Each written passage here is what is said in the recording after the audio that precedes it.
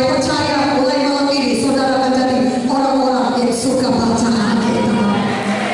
Saya percaya mulai malam ini saudara akan jadi anak-anak Tuhan yang mengasihi Tuhan dan firman-Nya. Kenallah firman Tuhan, dan firman Tuhan akan memerdekakan kita. Yohanes 8:32. Kebenaran firman Tuhan akan memerdekakan saudara. Jangan pernah pergi keluar dari rumah saudara tanpa firman. Tetapkan hati saudara, setiap hari saya mau punya firman Tuhan. Sehingga saya tidak punya kesempatan dalam hidup saudara. Saya tak mau saudara gagal. Saya tak mau saudara tetap miskin. Saya tak mau saudara tetap sakit. Supaya hidup saudara jadi lumpuh, tidak mempermuliakan Tuhan. Saudara sendiri menderita, dan saudara sendiri menderita. Bagaimana mungkin saudara menolong orang lain? Tapi mulai malam ini semua nasib kita biarlah berubah oleh kuasa firman Tuhan. Katakan amin.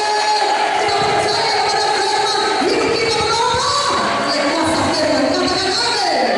Haleluya. Itulah sebabnya saudara percaya sepenuhnya kepada firman Tuhan.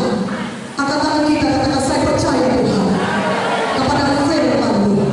Firman-Mu tidak pernah gagal.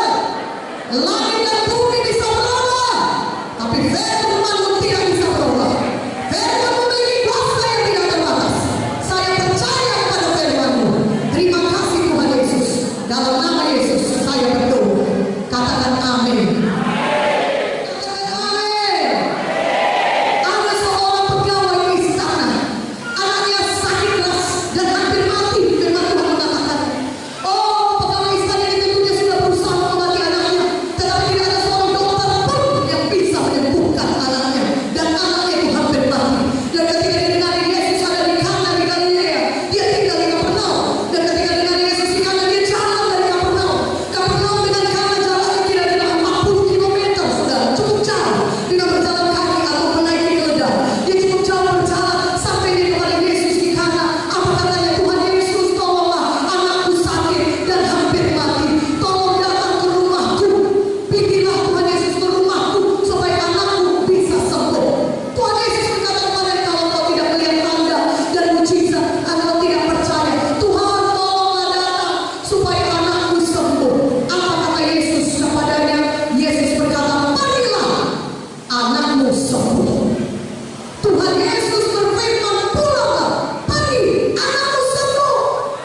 Pegawai istana ini meminta kepada Tuhan supaya Tuhan Yesus datang sejauh 40 kilometer dari Kana, berjalan sampai ke rumah pegawai istana ini di Kapernaum, dan untuk menyembuhkan anaknya, meletakkan tangan saya, anaknya sembuh. Tetapi Yesus tidak datang ke rumah pegawai istana. Dia hanya berfirman.